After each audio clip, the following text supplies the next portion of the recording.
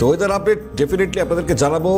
হাওয়া অফিস কি বলছে, কিরকম থাকবে গরম, তার প্রভাব কতটা বিস্তার করতে চলেছে, কারণ সময় যত এগোচ্ছে গরম কিন্তু ধীরে ধীরে বাড়ছে। তবে এই মুহূর্তে দাঁড়িয়ে যেমনটা আমরা জানতে পারছি, দোল উৎসবের আগেই তাপমাত্রা কমলো। দক্ষিণবঙ্গে আপাতত আকাশ পরিষ্কার, বৃষ্টির কোনো সম্ভাবনা নেই। তবে উত্তরবঙ্গে এক্ষেত্রে 4 জেলায় বৃষ্টির সম্ভাবনা। শুভজিৎ আমাদের সঙ্গে রয়েছেন, আমাদের প্রতিনিধি। সরাসরি শুভজিতের কাছে যাই। শুভজিৎ, সুপ্রভাত। হাওয়াপুর হাওয়া অফিস কি বলছে?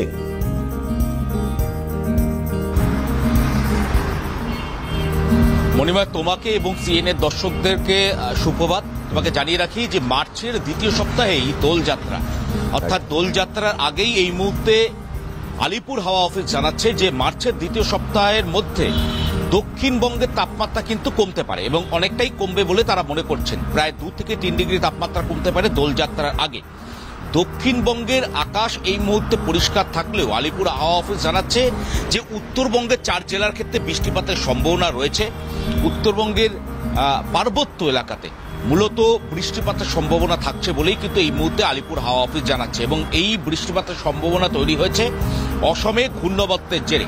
অসম থেকে এই মুহূর্তে মালদ্বীপ পর্যন্ত একটি ঘূর্ণাবর্ত যেটা অবস্থান করছে, সেই ঘূর্ণাবর্তের জেরেই কিন্তু বঙ্গে, অর্থাৎ এ বঙ্গের উত্তরের অংশে বা উত্তরের পার্বত্য এলাকাগুলিতে সেখানে বৃষ্টিপাতের সম্ভাবনা থাকছে। সেক্ষেত্রে দক্ষিণবঙ্গের ক্ষেত্রে দক্ষিণবঙ্গের যে জেলাগুলি রয়েছে, অর্থাৎ উত্তর 24 পরগনা, দক্ষিণ 24 পরগনা বা মেদিনীপুর বা 2 বর্ধমান সহ যে জেলাগুলি রয়েছে বা গাঙ্গেয় উপকূলবর্তী যে জেলাগুলি রয়েছে, সেখানে কিন্তু এই মুহূর্তে বৃষ্টিপাতের কোনো সম্ভাবনা থাকছে না।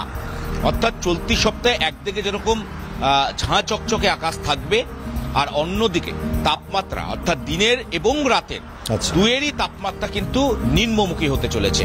অর্থাৎ মার্চের একেবারে দ্বিতীয় সপ্তাহ দোলযাত্রার আগে অনেকটাই তাপমাত্রা কমবে এবং কোথাও গিয়ে যেটা আমরা কয়েকদিন ধরে উপলব্ধি করছি যে কার্যত দিনের তাপমাত্রা অনেকটাই বেশি এবং কোথাও গিয়ে একটা গরম অনুভূতি করছে শহরবাসী। সেই গরম যে ভাব সেটা কিন্তু অনেকটাই কেটে যাবে বলেই কিন্তু এই মুহূর্তে মনে করছেন আলিপুর হাওয়া অফিস। এবং দোলযাত্রার আগে মানে আবহাওয়া খুব সুন্দর থাকতে চলেছে, মনোরম পরিবেশ থাকবে দোলযাত্রার আগে, এমনটাই বলছে হাওয়া অফিস।